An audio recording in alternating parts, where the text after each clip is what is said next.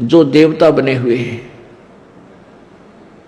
अब उन देवताओं को जब ये देवता पद प्राप्त करने की या स्वर्ग जाने की जो साधना करके चले गए, उसी साधना को ये अंतिम मान रहे थे, श्रेष्ठ मान रहे थे। तो वहां जाने के बाद फिर इनको याद आता है कि वेदों में लिखा है, क्योंकि जिन ऋषि महर्षियों ने वेदों अनुसार साधना की और वो कहां गए, ब्रह्मलोक में। ब्रह्म की पूजा करने वाले ब्रह्मलोक में जाते हैं। और गीता जी अध्याय नंबर 8 के श्लोक नंबर 16 में लिखा है कि ब्रह्मलोक पर्यंत भी सभी आवागमन में है, जन्म और मृत्यु के अंदर है। तो इनको वहां पता चलता है अभी हमने वेदों अनुसार साधना की और हम यहां आगे चलो स्वर्ग प्राप्त हुआ, महास्वर्ग मिल गया, लेकिन यहां भी मृत्यु होगी, हम फिर जाएंगे इसे छोड़कर। तो वहां क्या इनकी आपस में कैसी चर्चाएं चलती हैं इन देवताओं की। कहते अभी हमने कोई पूर्ण संत नहीं मिला, हमारे को पूर्ण संत नहीं मिला, इस कारण से हम यहां तक की साधना की। तो वह आपस में चर्चा करते हैं पूर्ण संत और कौन होता है, कैसा होता है। फिर वहां परमात्मा पूर्ण ब्रह्म इनकी आत्मा को झंझोड़ते हैं, इनको याद दिलाते हैं कि तुम पढ़ा करते थे यजुर्वेद अध्याय नंबर 40 के और श्लोक नंबर 10 से लेकर 13 तक।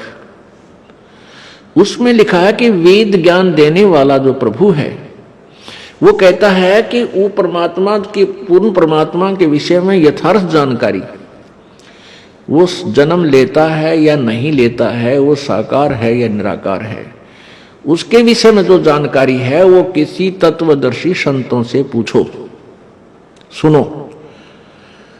तो वो तत्वदर्शी संत का ज्ञान उन वेदों से भिन्न है, इससे सिद्ध है।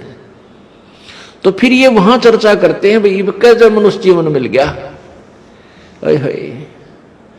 अब के जब मनुष्य जीवन परमात्मा दे देगा, कहते हैं हम पूर्ण संत की तलाश करेंगे जो वेदों से भी आगे का ज्ञान जानता हो।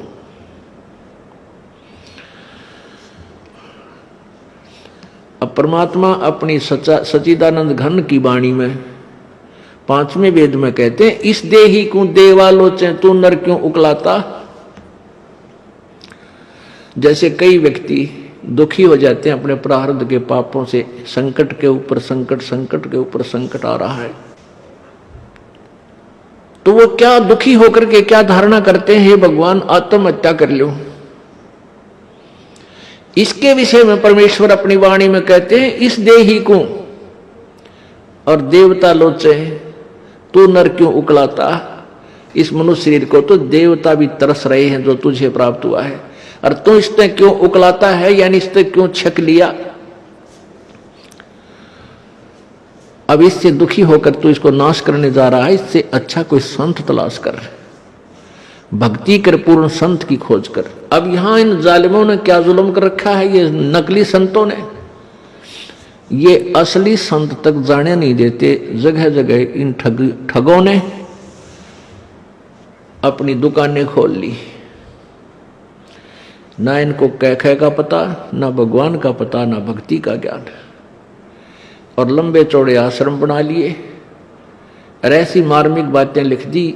सचखंड की सड़क, ओ तरह का जो सचखंड, सतलोक की सड़क माने सीधा रास्ता, पक्की, जिसमें कोई बाधा ना हो। तो श्रद्धालु तो फिर जाएगा भाई, जिसको रोग है, जिसको चाह है परमात्मा की, वहां जा फंसे नकलियां के पास। पूर्ण मोक्ष मार्ग इसी आश्रम में प्राप्त होता है। इस तरह के पता नहीं कितने संत बने हुए हैं।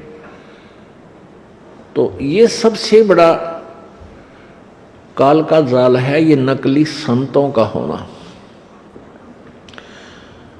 तो कहने का भाव ये है कि देवता भी इस मानव शरीर को तड़फ रहे होते हैं कि कभी मानव शरीर मिले, पूर्ण संत खोज करूं और भक्ति करूं।